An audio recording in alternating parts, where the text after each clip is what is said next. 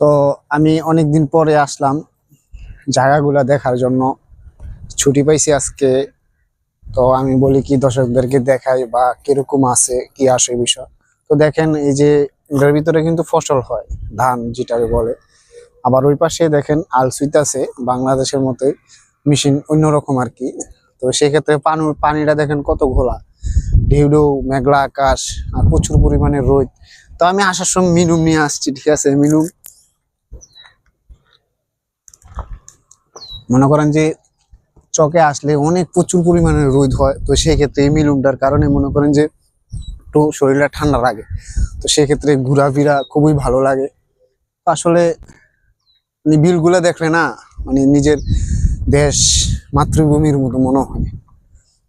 তো আমি কিছু কিছু জিনিস তোলার মতো চেষ্টা করি, তুলে ধরার মতো, ঠিক আছে। তো আমি দেখাই আপনাদেরকে আমি মালয়েশিয়া যতদিন থাকবো এবং কি এরিয়ার ভিতরে যতদিন থাকবো, যে আমি বিভিন্ন জায়গায় যাইবো, কিছু জিনিস দেখানোর মতো কিছু জিনিস তুলে ধরার চেষ্টা করব।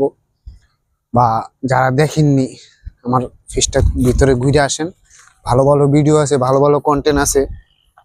তো সেক্ষেত্রে রাস্তাগুলাও মনে করেন যে খুবই ভালো লাগে, ঠিক আছে। একবারে গ্রামের মাটির পাথর ভালো সবুজ শ্যামলে ভরা, থাকে না কিছু জিনিস অবাক করার মতো।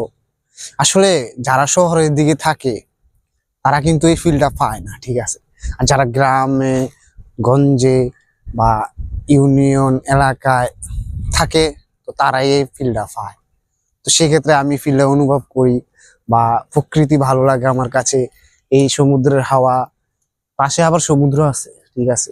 ওই পাশে আবার রাস্তা, মেইন রোড, সবকিছুই মিলেই সবকিছুই ভালো লাগে। ওয়াও, দেখার মতো জিনিস আসলে খুবই। দেখেন এই যে আমার কিন্তু গেঞ্জি লড়তাছে আর হালকা হালকা বৃষ্টি আসতেছে, আকাশে সূর্য, তো সবকিছু মিলে ভালো লাগার একটা বিষয় আছে।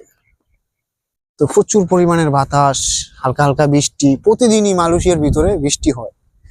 তা আসলে আমি বলার মতো অনেক কিছুই বলার থাকে, তো এত লম্বা ভিডিও করা যাবে না। তো নেক্সট ভিডিওতে আমি দেখাবো কোথায় যাই বা কিছু তুলে ধরার চেষ্টা করবো। ভালো থাকেন, সুস্থ থাকেন। ওকে, আল্লাহ হাফেজ। Next video.